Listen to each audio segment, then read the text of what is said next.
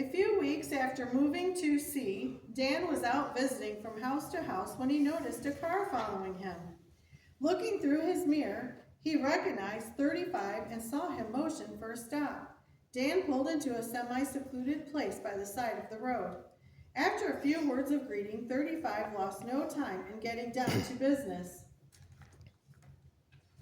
He pulled a picture from his pocket.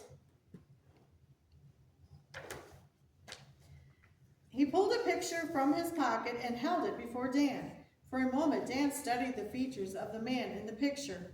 Dan studied it, but could see no special marks of identification. "Study him carefully," 35 said. "You may see him any day now.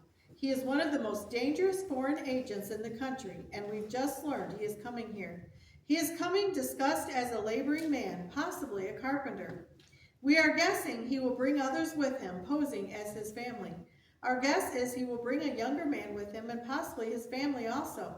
He has been using the younger man as a front for some time and passes him off as his son.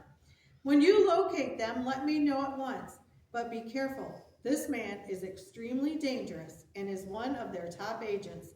The only mark of special identity is a crescent-shaped scar on the right side of his chin, and he may grow a beard to cover that. He is 50 years old, 5'10", weighs 180 pounds, sandy-colored hair that's getting thin, well-mannered, polite, self-assured, and can act any part that he chooses to play. But remember, he is dangerous. Don't tackle him yourself. Simply notify us if you have located him."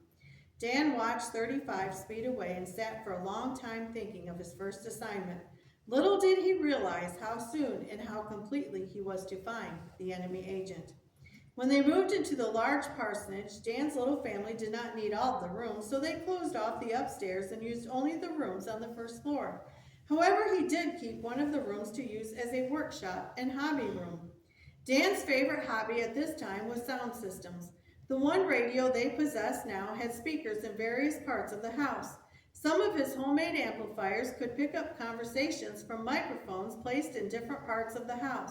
Much fun had resulted from this hobby. Almost every day, people knocked on the door and asked if there were rooms for rent. A few days passed after Dan's roadside meeting with 35, and Dan kept his eyes open for any trace of the enemy. Then one day, while he and the family were eating the noonday meal, a knock came at the door.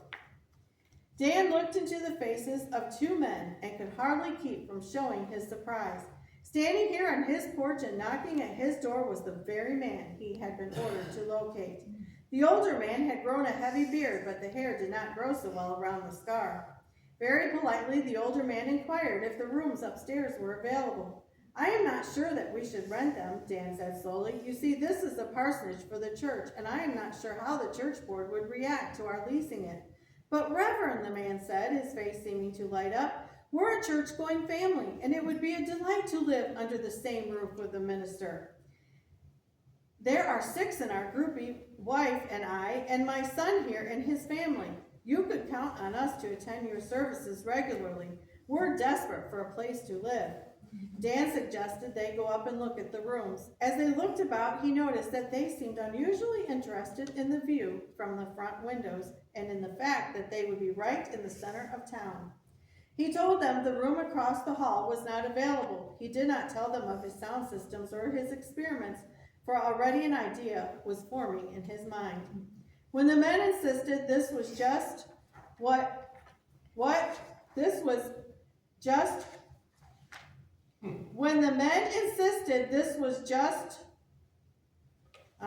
they wanted, I guess, Dan finally said, "Let me talk to my wife and church board about it. Come back tomorrow and I'll let you know. If it's all right with all concerned, you can have the rooms at noon tomorrow."